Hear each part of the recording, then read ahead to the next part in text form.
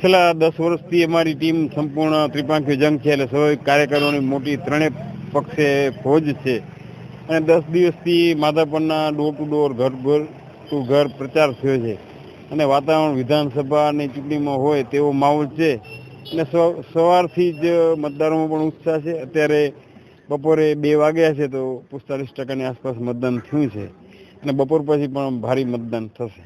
સાહેબ, આ વખતે અમારો ઐતિહાસિક બનાવ છે કે 15,500 મત હતા.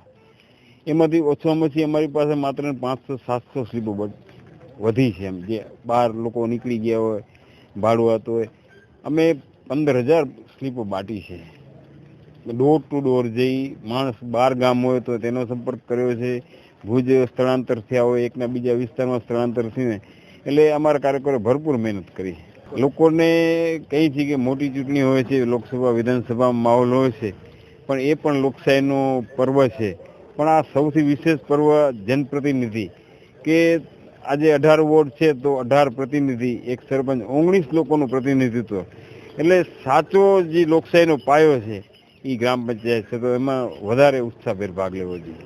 જનરલી ગ્રામ પંચાયતની કક્ષાનું મતદાન બેલેટથી જ થતું હોય છે અને બીજી ચૂંટણીઓમાં ઈવીએમ મશીન હોય છે, પણ છેલ્લા માધાપરમાં 15 વર્ષથી ચૂંટણી થઈ નથી, કારણ કે 17માં બિનહરીફ થઈ હતી, એનાથી અગાઉ ચૂંટણી થઈ હતી. એટલે બેલેટનો સ્વાભાવિક જે વિષય જૂના વડીલોને ખ્યાલ છે, પણ નવી પેઢીને બેલેટ ખ્યાલ નથી.